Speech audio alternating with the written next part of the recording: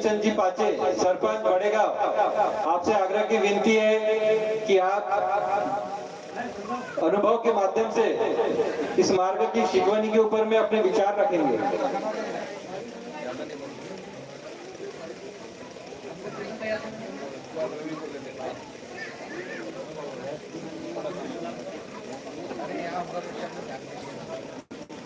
वो डेकोरेशन के वाले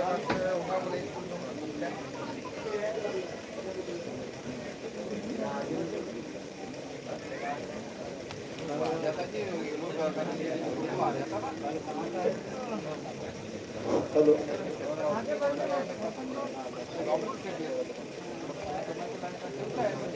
भगवती कृपा से यहाँ पर दैविक शक्ति जागृत है। हम सब मिलकर एकता के साथ भगवान व बाबा को प्रणाम करेंगे।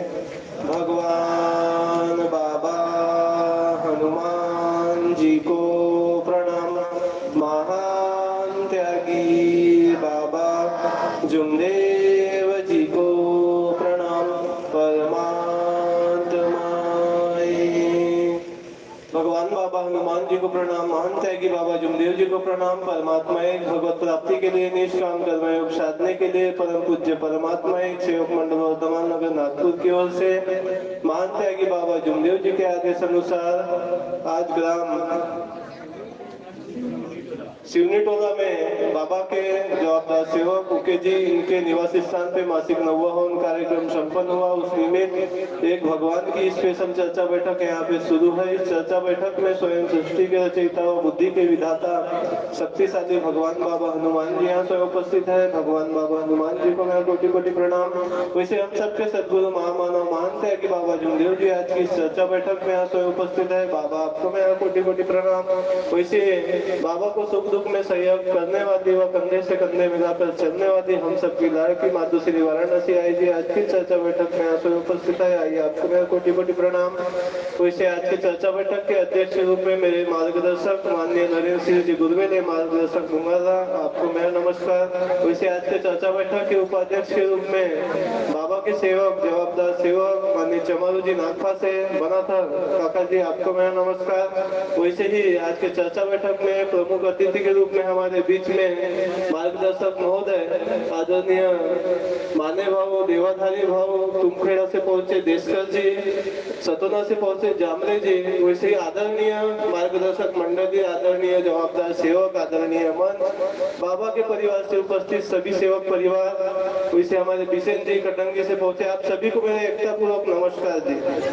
आज की चर्चा बैठक 4 तत्व 3 शब्द 5 नियम व सेवकों का अनुभव पर आधारित है और आधारित रहेगी।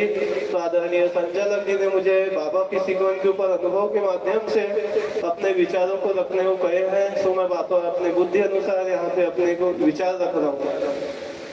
एक कहावत है छोटी सी, उठ जाग मुसाफिर भोर भई अब रह न कहा, जो सोवत है सो खोवत है, जो जागत है सो पावत है। कहने का मतलब यह है मानव धर्म जागने का धर्म है। अभी तक हमने क्या किया, 36 कोटि देवी देवताओं को माना, अनेक पंडा पुजारी वैद्य वाणी हर प्रकार से हमने त्रस्त हो गए।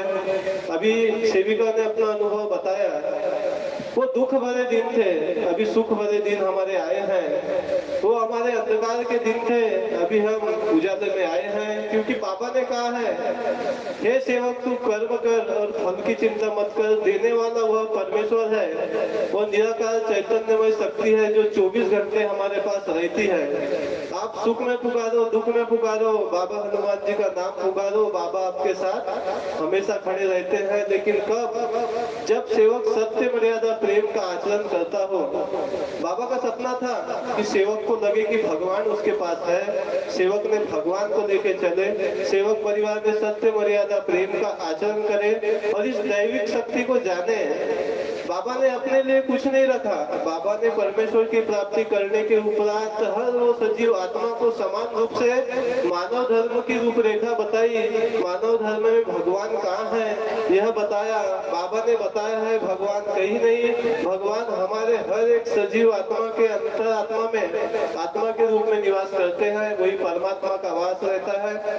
और माननीय माननीय संचालक महोदय जी ने अनुभव के माध्यम से कहा है, सो मैं छोटा सा अनुभव जो मेरे गांव में एक सेवक परिवार के ऊपर घड़ा है वो मैं बताना चाहता हूँ।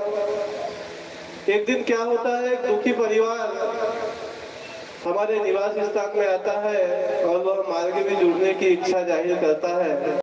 भैया बोलता है हमें मार्ग में जुड़ना है, हमारे ऊपर ऐसे ऐसे अनेक प्रकार की भूत बाधाएं हैं, वह मैं भी शराब का बहुत बड़ा व्यसनी हूँ, मुझे इस मानव धर्म में जुड़ना है, वह मैं दुख के कारण इस मार्ग में आना चाहता हूँ। सबसे पहले हमने तो उन्हें मना कर दिया, क्योंकि हमें मालूम था वो डेली बनाधर के भट्टी में हाजिर लगाने वाला आदमी था, यानी कि डेली वह शराब का व्यसनी व्यक्ति था। तो हमने कहा इसे मार्ग अगर से दिया भी जाए तो ये मार्ग चलाएगा नहीं, इसकी तो गारंटी है। लेकिन बाबा ने कहा है अगर से कोई भूला भटका मानव आपके पास आता है तो आप उसे एक भगवान का परिचय दो, बाकी उसकी मर्जी। वह भगवान को देके चलता है या अपने साथ शैतान को लेके चलता है, वो उसकी इच्छा। मैंने बहुत विचार किया, एक दिन उसको वापस किया, दूसरे दिन फिर आया, भाव बोले बहुत समस्या है। तो मैंने सोचा क्यों ना मार्गदर्शक जी के निवास स्थान पे इनको लेके जाया जाए। जब अनेक प्रकार की समस्या है, सेवक व्यक्ति दुख में है, तो हमारा भी कर्तव्य है। बाबा ने बताया कि आप उन्हें परमात्मा का रास्ता बताओ।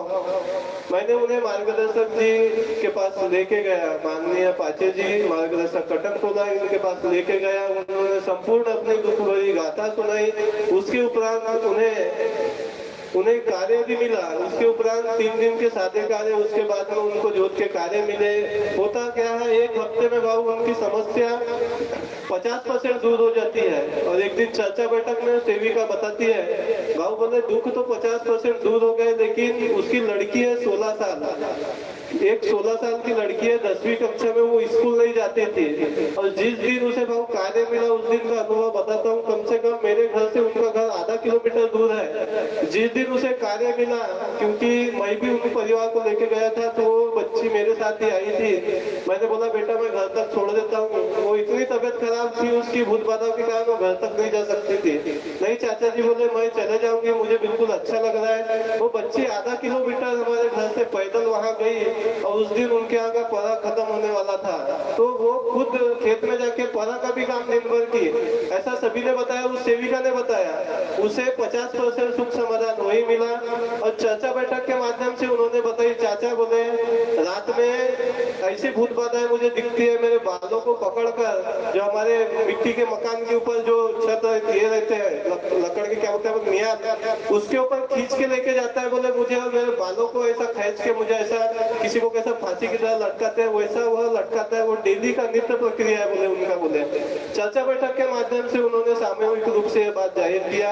मैंने बोला भगवान आपके पास है, वो दैविक शक्ति के सामने किसी की नहीं चलती। आप इस चर्चा बैठक के माध्यम से सत्य वचन दो बाबा को कि बाबा ऐसे सपने मुझे नहीं आना चाहिए, सत्य मर्यादा प्रेम का हम जीवन भर आचरण करेंगे, ऐसा ईमानदारी का सत्य वचन देते हैं। इस प्रकार से आप शब्द दो, आपको अनुभव मिलेगा। आने वाले हफ्ते में आप बताओगे कि आपको ये भूत बाधा नहीं होगी। इस प्रकार से चर्चा बैठक के माध्यम से उन्हें मार्गदर्शन मिला।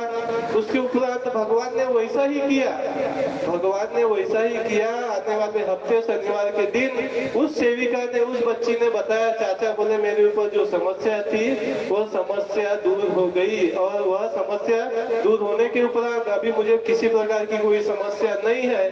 ये तो हो गया मार्ग में जुड़ने के बाद सुख समाधान होने की बात।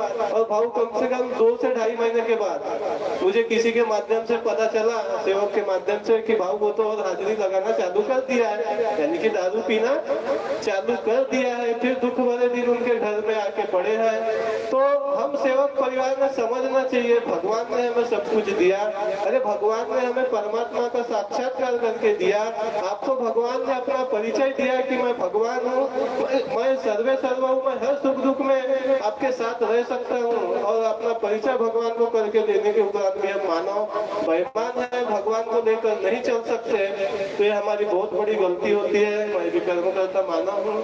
बाबा हनुमान जी मानते हैं कि बाबा जुमदेव जी, मैंने यहाँ पे समय के हिसाब से संचालक महोदय का आदेश था, हो सकता है मैंने समय ज्यादा लिया, इसी गलती की मंच के माध्यम से मैं सभी से क्षमा चाहता हूँ। तो अपने शब्दों को यही विराम देता हूँ, सभी से नमस्कार देता हूँ। नमस्कार।